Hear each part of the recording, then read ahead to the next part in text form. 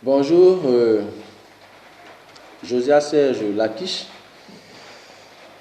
Aujourd'hui, nous sommes le 11 novembre 2021. Là, je suis présentement à Dabou. Je suis arrivé depuis hier c'était le 10. Je suis parti d'Abidjan le 9. J'ai marché d'Abidjan jusqu'à Dabou. Ça m'a pris. Je ne suis pas quitté assez tôt. Je suis quitté à Abidjan avant-hier. Je suis quitté à Abidjan autour de 15 heures. Donc, je suis arrivé à Dabou, il faisait déjà nuit. Et donc, épuisé. J'ai dû passer la nuit à Dabou parce que je me suis fait bastonner toute la nuit du 9. Voilà, parce que, comme je le dis souvent là, et les gens passent leur temps à me suivre, ils me percutent, ils me persécutent. Je l'ai dit même, donner un exemple, même plus loin, soit même avec un véhicule, ils m'ont cogné avec un véhicule frontalement. Parce qu'il y a des gens qui me suivent, quand ils me bousculent dans les rues, ils font plein de choses, rien que pour m'inciter à une réaction un peu déplacée. Mais comme je sais ça, j'essaie de faire des efforts pour ne pas entrer dans toutes ces choses-là. C'est là que, depuis d'un véhicule, un véhicule qui m'attendait de l'autre côté. Mais comme j'étais fatigué, j'ai vu venir. Je me suis dit, bon, là, ça arrange pour me dépasser, parce que moi, je ne suis pas vraiment sur son chemin. Mais là, il me percute. Et donc, je suis broyé par le véhicule. Je perds connaissance. Je me trouve sous le véhicule. Pendant que je me suis reculé sous le véhicule, mon âme est partie, je ne sais plus où je suis. Mais là, je suis dans une vision céleste comme dans les nuées. Puis je vois mon corps entre les roues d'un véhicule qui est en train de tourner devant moi comme ça. Je me vois en train de regarder. Je suis au ciel, mais je suis dans mon corps. Je vois la scène. Et assommé par le véhicule qui me traîne comme ça, il part avec moi. Et le véhicule, l'autre bateau auquel j'étais adossé, est de l'autre côté. Et je suis assommé par le véhicule qui part avec moi.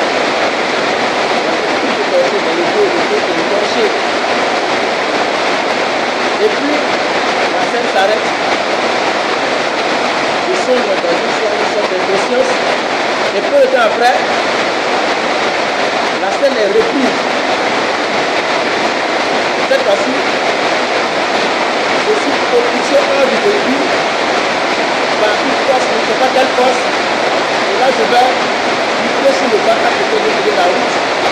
Je passe le bâtard et j'atterris devant le bâtard, assis comme ça. Ça me donne la vie. Peu de temps après, j'étais assommé. Tout le bâtard qui roule et les roues qui tournent comme ça. La minute avant, j'ai vu la main de Dieu. J'ai vu la main de Dieu. Mon dos tout ici, écorché. Mais la scène qui suit, j'atterris comme ça. Je vais le bâtard. Contre lequel c'est comme si une main m'a projeté et puis je vais un peu le bâtard auquel j'étais adossé et contre lequel l'autre véhicule est venu m'écraser et me propulser pour tomber sur ses roues. Donc la scène s'est reprise. Avant cela, en 2001, le Seigneur m'avait donné une vision sur une scène comme ça. J'avais vu. Donc c'est vrai, ce n'est pas passé dans les mêmes termes, mais une scène où j'ai été agressé et la scène a été reprise et à la seconde étape, ça a été changé.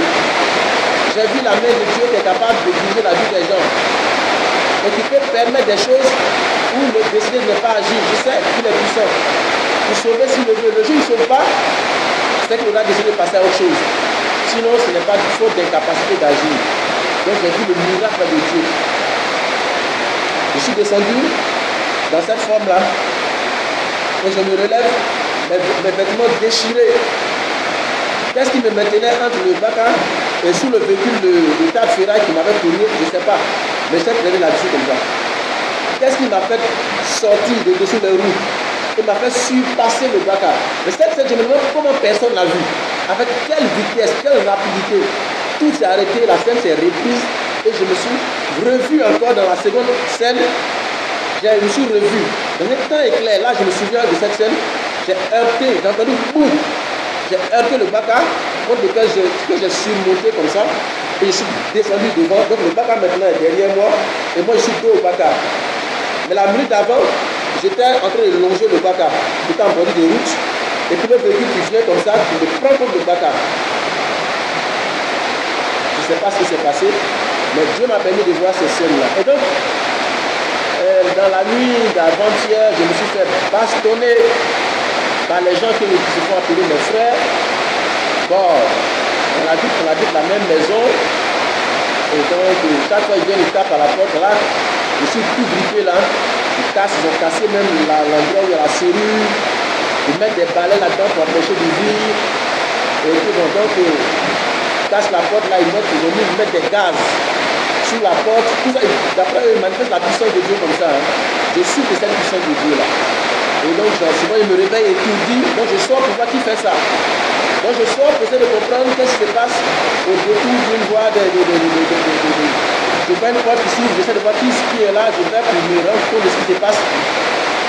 Un des membres de cette maison qui se fait appeler disait dans la maison où déjà leur aîné m'a dit, l'aîné de la famille m'a dit que je suis son demi-frère, ça ne veut pas que je suis pas de la famille. Donc l'un de ses cousins qui sort là et il commence à me donner des coups sans poser de questions. Il s'est mis à me battre, hein, mais je fais un effort pour résister. Et pendant qu'il me bat, j'essaie de réagir pour me défendre sortir de ses mains. Tous les autres sortent, il m'attrape comme ça. Et l'autre me bat, hein, je suis arrêté comme ça. Et quand ils finissent, c'est après maintenant ils me posent des questions. Je lui ai dit, mais on commence à poser des questions avant de commencer à battre les gens. Qu'est-ce que vous avez attaqué ma porte? Et là, je suis tout malade, les grippes, machin, et vraiment je me suis fait bastonner. Je lui ai dit, mais je sors dedans tant qu'on apporte, je sors pour voir c'est qui. Et je rencontre ce monsieur-là sans poser de questions, il commence à me donner des coups de poing. Et maintenant, vous posez des questions. Ils sont là, me regardent tout confus. Donc, voilà comment est-ce que je suis parti de là. Voilà, de la maison. Et puis, donc, pour moi, il y a certaines personnes qui ne peuvent pas se prévaloir de quelque type que ce soit, pour ce qui me concerne. Dans la mesure où déjà, en tant que demi-frère, ça veut dire, selon lui, que je ne suis pas son frère. Ça veut dire qu'on n'a pas le même père, donc je ne peux pas être dans le même espace que toi. Et puis, j'aurais même appris qu'on n'est même pas de la même famille. Donc, bon, voici ce que j'essaie de dire. Donc, j'ai marché pendant 2 jours, depuis le 9, dans l'après-midi, je suis arrivé, j'ai dormi à Dabou. Le lendemain de Dabou, j'ai marché jusqu'à un village de Dabou. Donc là où je donne dans le 11. J'essaie d'enregistrer une pensée sur un sujet qui trottine ma tête, comme à mes habitudes, hein, me référant toujours à certains enseignements que j'ai reçus de Dieu, de mon Dieu, les consigner, ce qu'ils mettent dans ma marche. Hein. Et puis, depuis le jour, il m'a dit, fils, je me souviens, il m'a dit, ne pleure pas, parce que franchement, c'est des situations, ça donne envie de pleurer, mais je remercie Dieu parce qu'il me permet de juste apprécier, de regarder ce qui se passe. Et l'individu en question qui s'est fait appeler, bon, il m'a dit qu'on n'est pas frère, mais qu'il est l'aîné de leur famille. Il me pose là, il me dit, je lui demande, mais pourquoi vous agissez comme ça? Et la réponse, il me dit, on se dit que tu n'es pas normal. Et donc, et quelle est la raison qui fait qu'on se dit que tu n'es pas normal? C'est parce que le sens de la normalité est défini par toi. Quand tu casses la porte de quelqu'un, quand tu bats quelqu'un sans lui poser des questions, et ensuite que tu viens me poser des questions, on pose des questions à quelqu'un qui n'est pas. Et ensuite, après avoir fait, tu dis, on se dit. Et maintenant que tu te rends compte qu'on s'est dit, tu t'es trompé, qu'est-ce que tu fais? Et qui définit les thèmes de la normalité? Et figurez-vous que cet individu, il fut un des membres du groupe de prière que je dirigeais dans le temps. Il fait partie du groupe de la délivrance. Aujourd'hui, il a la possibilité, la capacité, l'intelligence de pouvoir juger de ce qui est normal. Il dit, on se dit. Mais à la limite, quand c'est comme ça, on propose, j'ai 2 filles. Ça fait combien d'années? Le terrain qui était censé être sous la gestion de ce dernier-là, qui s'est fait appeler, qui dit qu'il est l'aîné de leur famille, sur lequel on dirigeait les séances de prière, et que j'ai perdu, le terrain que j'ai perdu, il fallait donner l'autorisation de quelqu'un qui fait ce terrain, qui disponible de leur famille. Et depuis que j'ai perdu ce terrain, j'ai demandé un même terrain dans la famille. Ce même terrain m'a conduit en prison, un terrain de famille. Entre-temps, tous ceux de la famille, depuis que j'étais là et que je m'affairais dans mes activités, aucun d'eux n'est allé en prison sous ma médiation dans tous les problèmes de terrain qu'ils ont eu. j'ai défendu chacun de tous ont été livrés, tous leurs problèmes de prison. Sans payer un prix sous mon désengagement, je me suis engagé dans tous les problèmes qu'ils avaient, que tout soit libéré. Ils ont toujours libéré chaque fois qu'ils sont intervenus dans la médiation de leurs problèmes de litiges sociaux. Mais quand ça me concernait, personne, aucun d'eux n'a levé le petit doigt. J'ai fait 1 an en prison. C'est l'individu qui me dit, ce n'est pas mon frère. Mais cet individu-là, quand il est allé en prison, c'est moi qui ai fait la médiation. C'est ma signature qui a autorisé sa libération. Ma signature. Même si toi tu ne parles pas, on ne le libère pas. Donc, moi je prends acte. Et puis, donc, je me suis fait bastonner sur les yeux, le regard de tout le monde. Je suis parti de là. Ça fait depuis combien d'années, depuis après la crise 2012 jusqu'à aujourd'hui, mes filles ne sont pas allées à l'école. Il n'y a pas une personne normale qui était capable de dire, bon, comme c'est la fille d'un tel, on va la scolariser. Jamais. Mais quand il est question de porter un jugement maladroit, malheureux et méchant sur ma personne, là il se trouve le verbe et l'intelligence de savoir le faire. Comme si ma nature, ma personne pouvait intéresser son intelligence pour dire ce qui est normal. Quand celui qui est normal n'est même pas capable de dire, ah voici un être humain qui vit au moins dans notre espace, qu'on pourrait peut-être parler dans les sujets qui le concernent, que voici sa fille, au moins l'une de ses filles, on va l'aider à être scolarisée. Mais quand il s'agit de casser sa porte, quand il s'agit de raconter des paroles délirantes, là on peut se juger, on se dit, sur des bases et des textes juridiques, que tu n'es pas normal, parce que tu ne te comportes pas comme tu ne donnes pas des coups de poing aussi quand on t'insulte. Bon, mon éducation ne me le permet pas. Dieu Saint béni soit-il, toi qui m'as appelé au salut, à l'évangile, que ton nom soit béni et sanctifié. Je prie que tu puisses me permettre de retenir les pensées que tu m'as révélées chaque fois que tu t'es manifesté à moi sur tes volontés dans ma foi au nom de Jésus-Christ. Béni soit celui qui est saint, le saint des saints, le Dieu de toute la terre, le Dieu de toute la création, le Dieu de la Côte d'Ivoire, au nom de Jésus-Christ. Amen. Et donc aujourd'hui, je suis toujours dans mon thème habituel, la guérison divine. C'est les questions de guérison. Donc, savoir où est la maladie, qui est le malade, et qui est le guérisseur, qui est la guérison. Il va de soi que la maladie peut voir une guérison comme étant un mal.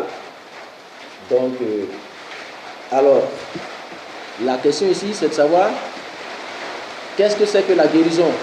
Nous avons commencé déjà à traiter, à commencer par le thème, comme la guérison qui voit le mal comme un mal.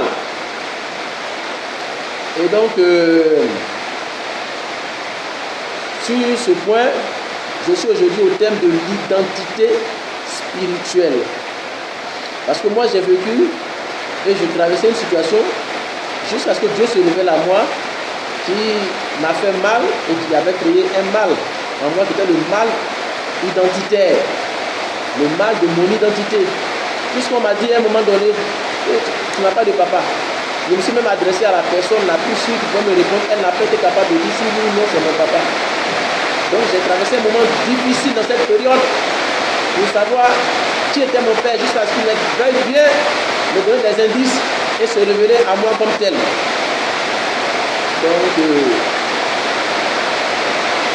c'est cela aujourd'hui qui va faire de moi l'objet de l'enregistrement de mes pensées. Parce que je me dis qu'on peut souvent, faute d'informations ou de bonnes informations, manquer des rencontres ou des rendez-vous. Dans ma quête identitaire, j'ai rencontré plusieurs indices de celui qui était l'indicateur de ma paternité, qui détenait mon patrimoine et donc qui était pour moi mon père. Mais je n'ai pas été capable de le reconnaître. Parce que la Bible dit également de lui, il est venu parmi les siens et les siens ne l'ont pas reconnu. Quand je cherchais qui était mon père ou mon repère, très très tôt déjà, tout jeune, j'avais commencé à remarquer que l'environnement dans lequel j'étais n'était pas le mien. J'avais constaté une différence de nom, de patronyme entre moi et ceux avec qui je vivais. Mais pour moi, ce n'était pas le plus important parce que la vie fraternelle était l'élément le plus important. Puis à cet âge, les différences, c'est vrai, mais je ne pouvais pas comprendre la portée du différence patronymique.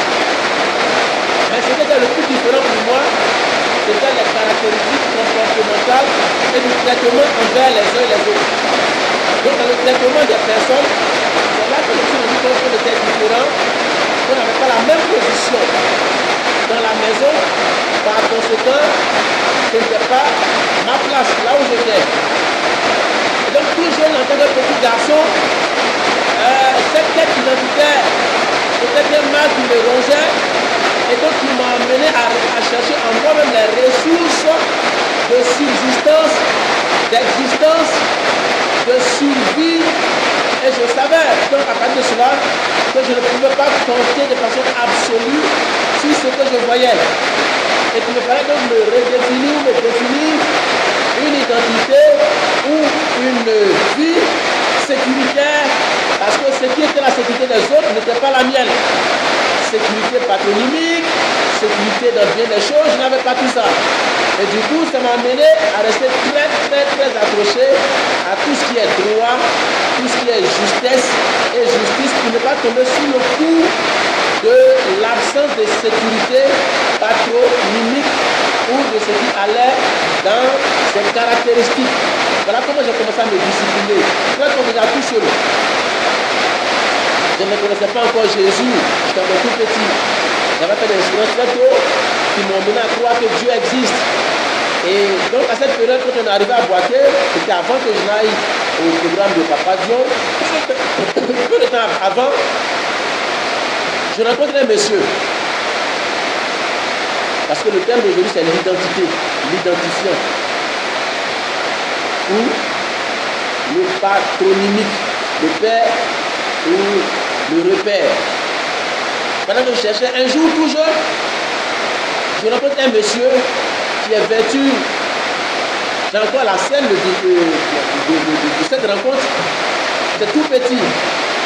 Et le monsieur se présente à moi, il se met un peu à genoux pour être un peu plus proche de moi. Et puis, je suis tout petit, mais il est vêtu en tenue militaire. Et il me dit, je suis ton père. Comment il savait que je cherchais mon père, je ne sais pas.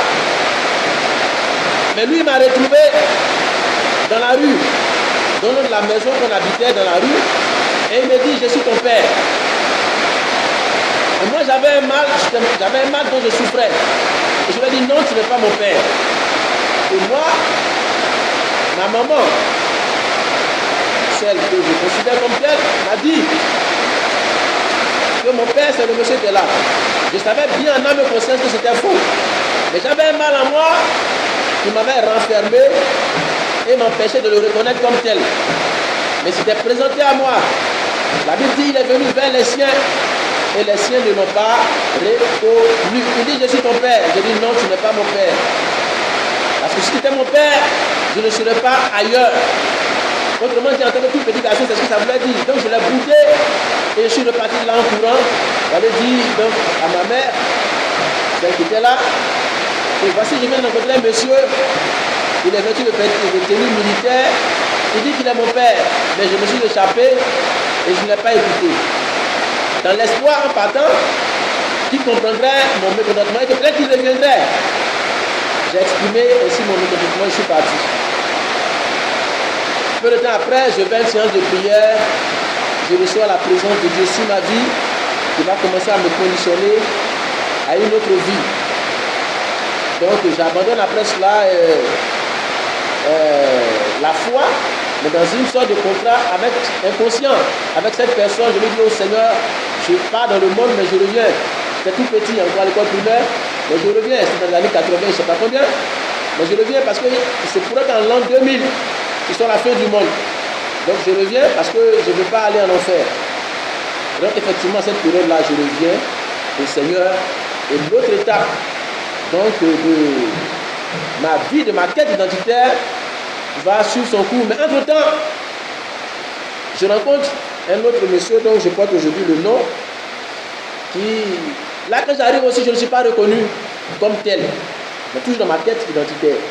J'ai un traitement un peu particulier, sauf que la personne dont je porte le patronyme, lui, représente donc un aspect plus affectueux, et à un moment donné, mais tardivement, pas tardivement, je ne sais pas, mais en tout le cas, la notion d'être pressé, je suis en train de réfléchir, est-ce que c'est moi qui suis toujours pressé, ou alors c'est l'environnement dans lequel je suis qui est un peu en retard sur certaines choses qui me conditionnent à vouloir me répertorier dans des nécessités. Donc, vers la fin de son séjour, il décide de m'instruire, de m'apprendre bien des choses, et puis de dire, en me disant, je veux m'investir en toi et t'apprendre bien des choses. D'où des éléments qui me permettent de m'identifier. Mon identité, de savoir qui suis-je. Parce que très souvent, on me pose la question, qui es-tu? Et moi, je me demande aussi bien, qui suis-je? Jusqu'à ce que j'ai des indices. Et je n'avais pas été reconnu comme tel, comme étant fils de mon père, jusqu'à ce qu'il décide lui-même de m'identifier vers la fin de sa vie en me donnant un patronyme, un élément, vrai ou faux, je ne sais pas, mais que je prends comme une bénédiction divine pour me donner un indice, un repère. Même dans le nominal, parce qu'aujourd'hui, je vais essayer d'enregistrer aussi dans la notion d'identité, le nom, comme je l'ai dit tout récemment dans le dernier thème que j'avais abordé, sur les noms et leurs fonctionnalités. Toujours dans ma quête identitaire, dans mes prières, donc de petit garçon, je ne vais pas revenir sur tous les détails, je demandais bien à Dieu de me guider. Et donc le nom de celui qui accepte enfin de m'apporter son patronyme, quand il décède, parce qu'il est, pour ainsi le redéfinir en tant que caractéristique de vers, de parole, de verbe, de germe, c'est un officier de l'armée, une autorité en termes de position, d'identité, d'idée, d'identifiant. Il est colonel, ensuite il est prédicateur, un type d'autorité, donc il est prophète.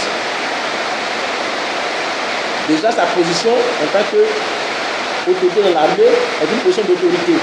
Mais ensuite, il est prédicateur de par sa position devant Dieu.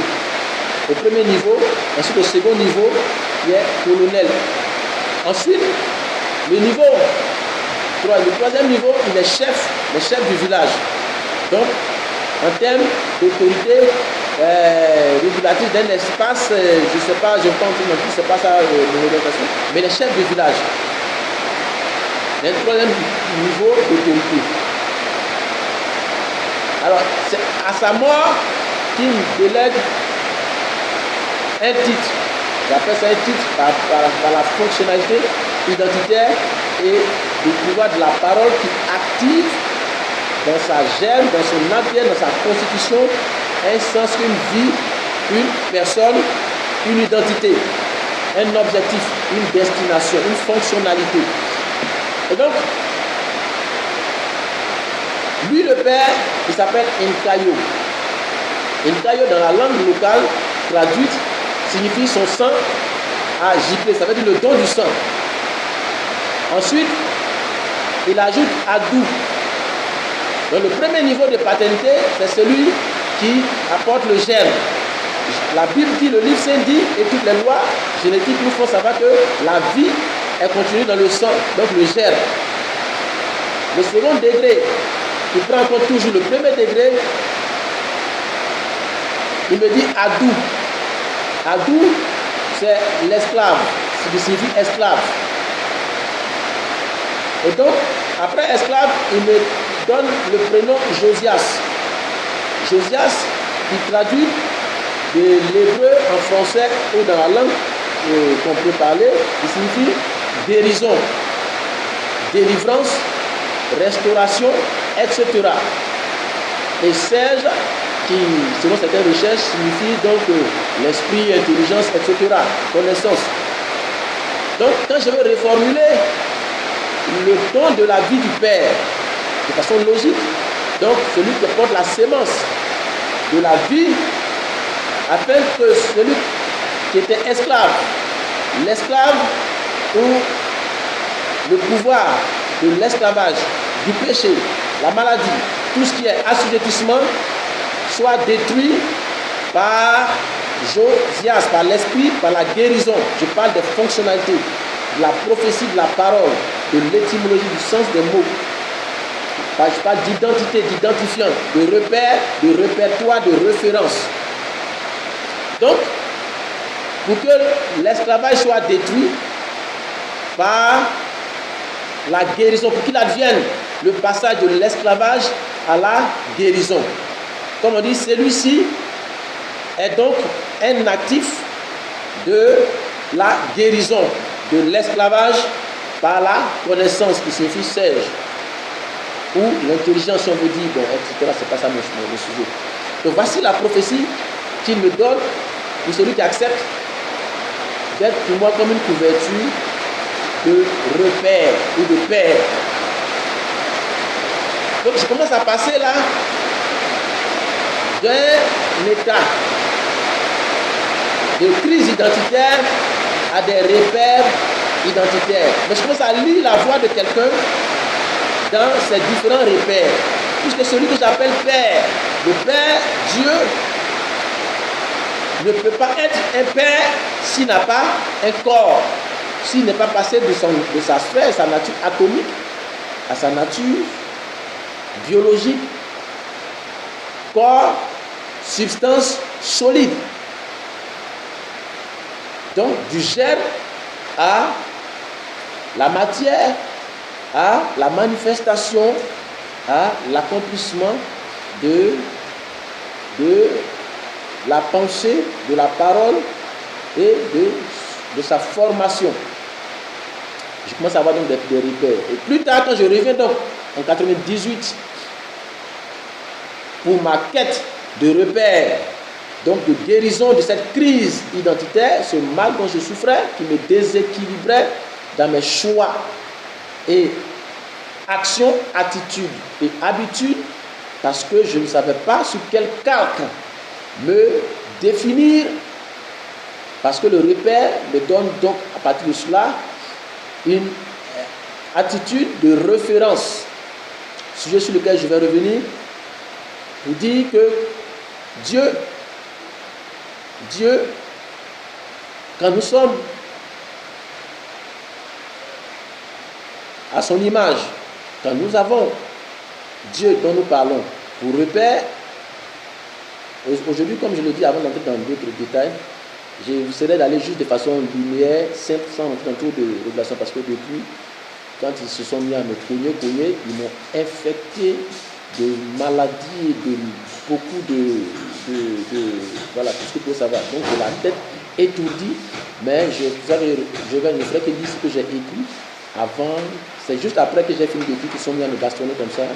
Donc là, je suis allé à regarder dans une église. Donc je suis sujet à tout ce que vous savez, les gens comment je fais de travailler dans l'équipe, donc ça balance. Donc je ne peux pas faire trop de détails, mais je vais juste à l'essentiel sur les choses simples pour essayer d'enregistrer juste ma pensée essentielle. Là, pendant que je passe, ça défile, voilà, etc. Donc vous savez, ce que c'est que de réfléchir dans un cadre calme, il n'y a pas besoin de puissance de Dieu. Votre fort n'est pas fort face à des indispositions psychologiques. Ça n'a rien de. Voilà, donc je serais juste de rester constant sur les écritures. Alors, à cette date, pour dire que Dieu, en tant que repère, quand Dieu nous donne des instructions sur lesquelles j'ai revenu tout à l'heure, petit, s'il te plaît, tu fais un peu moins de bruit. S'il te plaît, oh, allô, fais un peu moins de bruit. Si tu as fini, tu sors. Hein? S'il te plaît, je suis en train de travailler. Tu n'as pas besoin de faire de bruit. Tu peux passer, et puis voilà. Sans qu'on t'entende. Donc, Dieu à l'image duquel nous sommes, en tant que Père, quand il conçoit des enfants, c'est dans l'objectif de ce que nous serons à son image et à sa ressemblance. Et Dieu exprime la personne de la souveraineté. Dieu est souverain. Et le premier objectif caractéristique de Dieu dans ses fils, c'est la souveraineté. Ça veut dire l'indépendance. Donc Dieu ne fait pas des enfants pour que ses enfants lui des fils pour qu'ils soient dépendants. Et Dieu nous conçoit afin que nous soyons indépendants. C'est-à-dire même de Dieu. Sinon, vous n'êtes pas un père. Si vous faites des fils pour qu'ils soient dépendants de vous, vous n'êtes pas un père. Vous êtes peut-être un tuteur ou un dictateur ou quelque chose d'autre, tout sauf un père. Donc l'objectif de Dieu, je vais arriver tout à l'heure dans les détails quand je vais entamer le thème, c'est juste une introduction. L'objectif de Dieu, c'est que nous sommes indépendants même de lui. Ça paraît un peu contradictoire, mais ça a tout son sens dans la mesure où si nous sommes à son image et à sa ressemblance, nous sommes aussi souverains, indépendants, tout en ayant les caractéristiques de sa personne. Ça veut dire la parole qu'il est, donc le dessin précis, particulier, l'empreinte qui nous identifie en tant que personne spécifique. Je vais revenir à cela dans des détails pour dire qu'en réalité, quand il est question d'action, c'est nous qui agissons, pas Dieu. Mais je vais revenir. Donc l'objectif de Dieu, c'est que nous soyons indépendants de lui en étant ce que nous sommes à l'image et à la ressemblance de Dieu. Voilà comment je passe à une seconde étape de ma quête d'identité. Et je reviens, et comme je l'ai précédemment expliqué dans les autres enregistrements, voilà, dans mes prières. Et puis, d'autres révélations se sont suivies jusqu'à ce qu'il se révèle à moi dans un corps.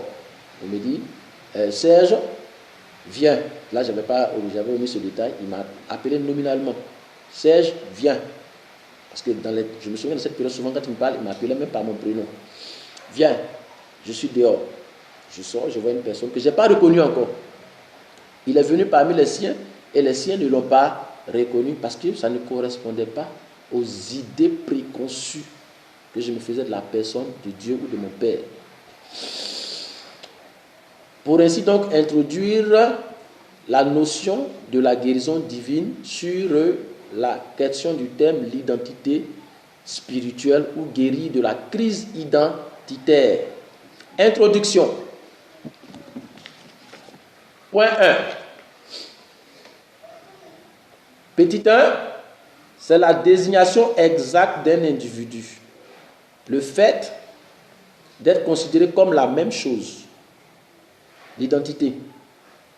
Désignation exacte d'un individu. Le fait d'être considéré comme la même chose. Ce qui fait la particularité d'un homme ou d'un groupe. Application d'un ensemble mathématique sur soi-même.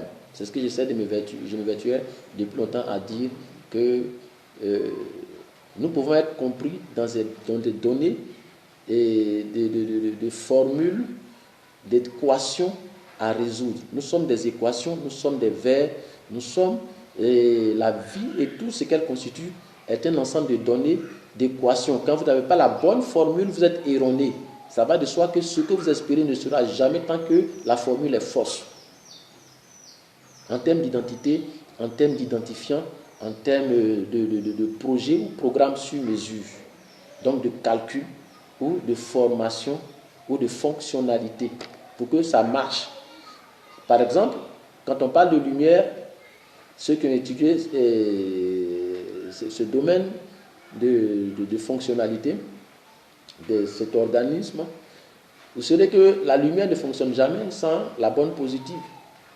Si vous êtes dans une atmosphère ou une sphère où vous fonctionnez en n'ayant que la bonne négative, c'est certain que vous n'aurez jamais de lumière. Et si vous avez des bonnes positives et que en opposition vous développez les bonnes négatives et que les bonnes négatives s'imposent aux bonnes positives, par exemple, et qu'il y a un excès et que vous n'avez plus de bonnes positives, il va sans dire que vous n'aurez pas de lumière, peu importe votre science. C'est aussi simple que c'est des formules, un ensemble de formules, un ensemble d'applications mathématiques sur soi-même. C'est aussi simple que ça. Et donc, si Dieu me permet, je vais en arriver. Comme pour l'heure, mon objectif c'est la guérison, et ce n'est pas de traiter la maladie, et pour présenter la maladie, je présenterai aussi l'aspect, la nature de la maladie, qui est carrément le revers. Peut-être que comme j'ai un peu dans les lectures, je vais certainement effleurer cet aspect de l'inimitié, de la contradiction, de l'erreur, la mauvaise fonctionnalité. Et quand on commet des erreurs, on n'aura que des conséquences erronées. Il n'y a pas de divinité là-dedans. Mais ça va, je vais en arriver à ça. C'est juste les formules, comme le dictionnaire le dit, ensemble, application d'un ensemble mathématique sur soi-même. Ça, c'est la définition du dictionnaire que je peux retransposer dans le domaine de la définition de la personne qui est lui-même la science exacte, parfaitement. La Bible dit le livre saint, le livre qui est l'ensemble des informations et que chacun de nous constitue. Chaque personne est un ensemble, est la somme des informations qu'il a avant, à sa naissance et dans la continuité de sa vie. Donc on réagit en fonction des informations que nous sommes, qui nous guident, nos émotions, nos jugements, nos appréciations, nos appréhensions. C'est des informations qu'on est, qui déterminent notre action, nos erreurs ou nos justesses, actions, ou tout ce que nous faisons, qui nous conditionne. Ce qu'on nous a dit, si on nous a appris, on l'a conditionné à mal, on agit que comme ça. Si on a conditionné à bien, on agit que comme ça. On est juste des informations. Donc, ensemble mathématique sur soi-même, l'application, ensemble mathématique sur soi-même.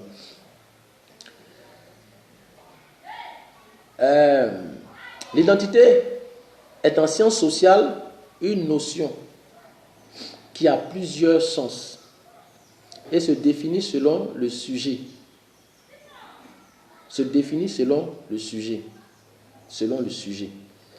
L'individuel, selon le sujet individuel ou collectif. Donc ici, je suis plutôt dans l'identité collective, mais partant déjà du point de vue identité individuelle, pour en arriver à l'identité collective, pour une guérison sur moi et sur mon environnement. Voilà. La notion d'identité est au croisement de la sociologie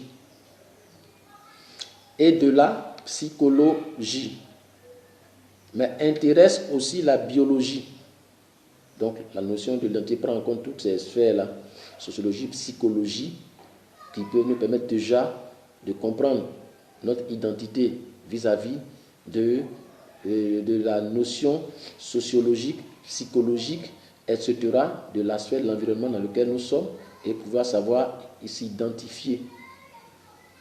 Parce qu'on peut savoir que dans certains groupes, certaines régions, par rapport aux habitudes ou attitudes et bien des choses, ça peut nous caractériser et nous identifier, savoir notre source, notre repère ou notre père. Mais intéresse aussi la biologie, la philosophie et la géographie, comme je disais tout à l'heure. Petit a, c'est un nom français, bas latin, identitas, atas, ou du latin classique idem, le même. Pas d'identité aussi, on parle du même, le même, identique. Synonyme, accord. Comme le livre saint le dit, et allez dehors, allez courir dehors, sortez d'ici, allez, pardon, s'il vous plaît, je sais que vous êtes fort, mais allez dehors, on ne joue pas le temps, sors, mais sors, pas là-bas, pas jouer là-bas, c'est pas dans les gens. Allez, oui, allez faire par là, vous êtes fort, c'est ça, oh, bravo, allez. Je sais que vous êtes fort. Oh, vous êtes extraordinaire. Attends. Oui, allez. Quand vous allez me voir, allez.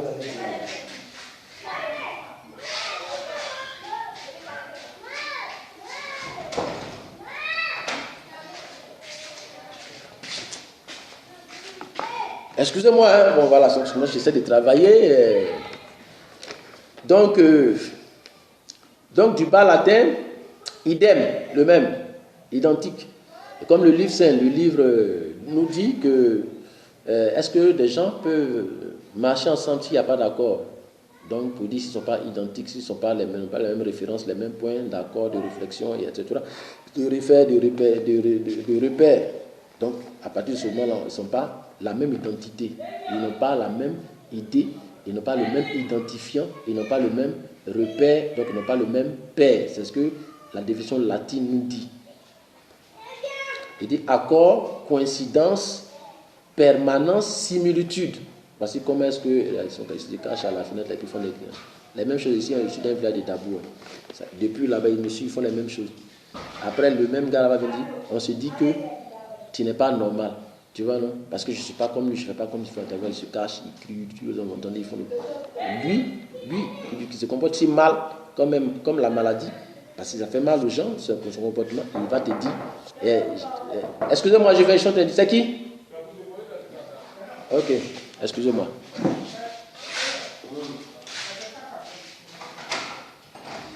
Allez. Donc, vous voyez, et on dit après, non, on se dit que tu n'es pas normal parce que tu parles, tu ne t'énerves pas, tu ne hurles pas, tu ne cries pas, tu ne défiles pas devant nous. Chaque fois qu'on te va travailler quelque part, on ne fait pas du bruit, tu ne fais pas comme nous. Donc, on va dire, non, on pense que tu n'es pas normal. Donc, voilà un peu. En termes d'identité. Voilà. Et donc, le contraire de identique, c'est